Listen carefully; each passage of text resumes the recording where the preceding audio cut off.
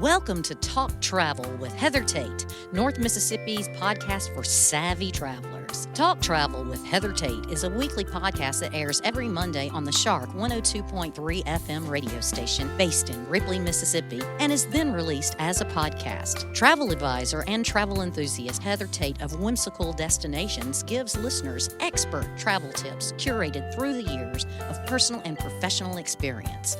By clicking subscribe, you'll have a new travel tip to add to your collection delivered to your podcast library every Monday. Talk Travel with Heather Tate is brought to you by Sun Bear Studio. Sun Bear Studio is a boutique recording studio in the heart of Ripley, Mississippi. When you record with us at Sun Bear Studio, we can mix, master, register, and publish your music, your podcast, or your family story. Email us when you're ready at sunbear@jc.media. This program was recorded at Sun Bear Studio in Ripley, Mississippi. Good morning, Northeast Mississippi travelers. This is Heather with Talk Travel with Heather Tate, and I am so excited to share my tried and true tips and adventures with you, whether you are also a seasoned traveler, a hopeful traveler, or currently an armchair traveler, meaning you're going to follow along with us from home for now. This is our 183rd episode of Talk Travel with Heather Tate. And this week, I'm going to share with you Gatlinburg with the Grands. For Christmas this past year, we invited Logan's parents, my in-laws, to join us on an early Christmas trip to Gatlinburg as their main Christmas present. Now, I need to preface this experience with telling you this. My father-in-law, whom I love very much and has been a part of my life for decades now, we are both the planners in our families, in our households. And we're pretty particular, which is a nice way of saying we are both strongly opinionated. So for both of us, it's a little give and take when we're going to be on a trip together because we both like to be the one calling the shots. So I looked at this experience that we were going to have. We wanted to invite both of our in-laws to go with us on the trip to Gatlinburg. And I looked at my husband and I said, I am going to try to be very flexible. And then the more I said that, I was like, but there's still things I want to specifically do on this trip. There's places I want to eat. There's things I want to experience. But I thought, this trip is not about me. We go to Gatlinburg at least once a year with our family. I want this to be something we can all enjoy. So I'm going to go into it with the mindset of I am not going to have to make the schedule for every single day and it be everything that I want to do. So this is me trying to be flexible. But I also went into it thinking like, this is probably not going to be my favorite trip to Gatlinburg I've ever taken. So I had realistic expectations. So we wanted to take them to Gatlinburg because Gatlinburg is very important to my in-laws. They honeymooned in Gatlinburg. That's somewhere they went on family vacations, if not every year, but very often, at least every other year. My husband has fond memories of going to Gatlinburg with his older sister and both of his parents. And it's somewhere we've never been together. We've been on trips before with both Logan's parents and my parents have been to Gatlinburg with us, but his parents haven't. So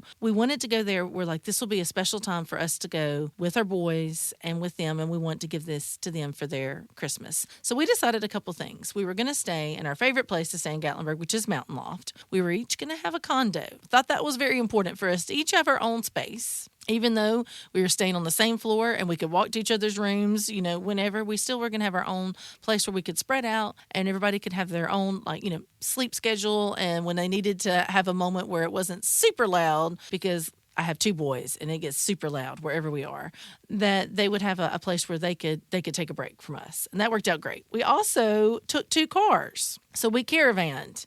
And when I said we caravanned, we just didn't traditionally caravan. Both my father-in-law and my husband, along with my 13-year-old London, they all have their ham radio, amateur radio license. So we had the ham radios in tow, and they talked to each other the entire time, from the radios in the car. So it was funny. I may have rolled my eyes a couple of times, I'll admit, but they had the best time. And it's a hobby that they enjoy together.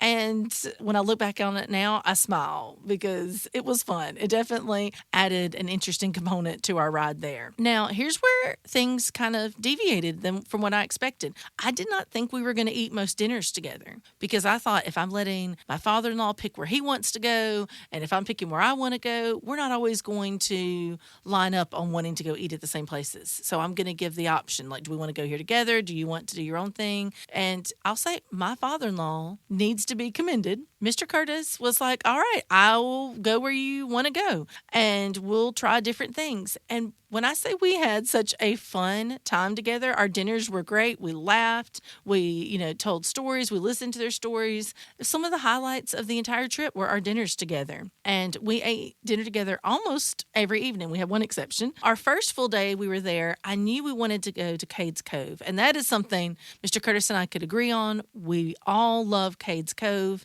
And he suggested that we have a picnic right outside Cades Cove. I thought we could have a picnic. We can eat inside Cades Cove. And he reminded me, he's like, there's not picnic tables inside Cades Cove, but right outside there's an area. He's like, there's picnic tables. We can eat by a stream. And that was his idea. And it was perfect. Now, it got a little cooler by that time, but we had so much fun riding together through Cades Cove. We'd stop, we'd do a little walking, I'd take some pictures, and we would just, listen to their past stories from when they went to Cades Cove all these years. They just celebrated their 50th wedding anniversary last May. So that's a lot of years together and a lot of stories of Gatlinburg and other trips. And, our boys enjoyed getting to be with both grandparents and getting to hear their stories. But that picnic was so much fun. When I say we made sandwiches and we laughed, I made Mr. Curtis laugh so much he almost choked on a cookie. And I'm proud of that. Not that he didn't. He was perfectly fine. But it's like we just had such a great time together. And we were eating sandwiches in Cades Cove. So when I say that I kind of lowered my expectations, he was extremely flexible. This is the best family trip that we've taken together, the six of us. So I kind of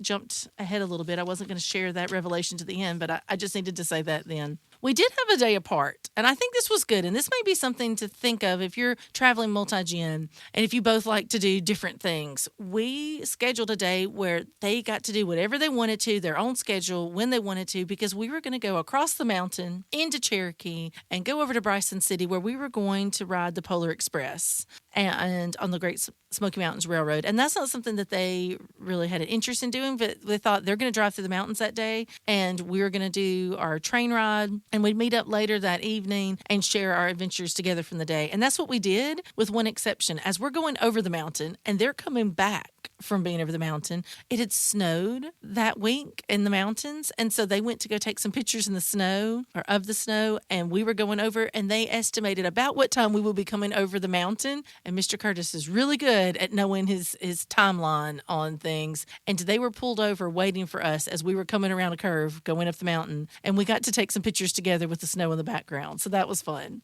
We also had nightly chess matches in our condo, so they would walk over in the evening, no matter if we had just had dinner together or if it was just like on that day where we had our day apart, and we would talk about the day. We may or may not have tried some of our cotton candy wine that I got for Nellie and myself, and we would have chess matches together, and it was so fun. I'm not going to brag about the fact that I may have won a game or two, because I also got beaten just as much as I won by Christian, my 9-year-old. He gets me every time. We had a lot of memories. We also went to a dinner show, Hatfield and McCoy's. Mr. Curtis said that was his favorite meal of the entire trip. They have never done a dinner show.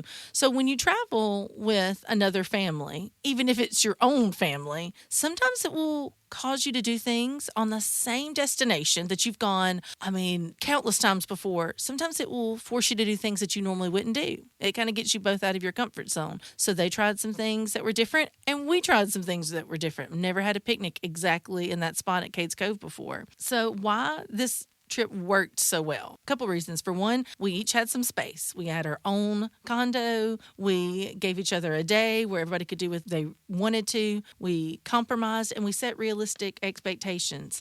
So the surprise for me here was a gift for my in-laws really turned into a gift for all of us. My father-in-law said it was one of their favorite trips to Gatlinburg, and I would have to agree. It will go down as one of my favorite trips I have ever had to one of my favorite places. So I say this now, even though Christmas is past, to be thinking about this year. Instead of a traditional gift for the grands, think about planning a trip together. And maybe instead of it being their gift to you, maybe this time it's your gift to them. And I can guarantee you that that experience that we had together, where they got to spend a lot of quality time with our boys and with us, was better than anything that we could have given them that we wrapped under a tree. That's all the time we have for this week's episode of Talk Travel with Heather Tate. Life is a great adventure, but you have to be willing to take the first step. So let's turn those travel dreams into a plan. Have a great week. This show is made possible by JC Media, LLC in Ripley, Mississippi. JC Media owns the Shark 102.3 Classic Rock FM radio station where the show is hosted, and Sun Bear Recording Studio where the interviews are recorded. We need your feedback and support. If you listen to the podcast on a player like iTunes, Google Podcasts, or Amazon Music, please subscribe to the show and leave us a review. We also have an email in which you can share your feedback. That email is theshark1023@gmail.com. Subscribe to our podcast on your favorite app or stream episodes online at shark1023.com/podcasts. Today's episode was produced by Melinda Marsalis. It was edited by Rick Williams and engineered by Chris Marsalis. The podcast technician is Joyce Grady.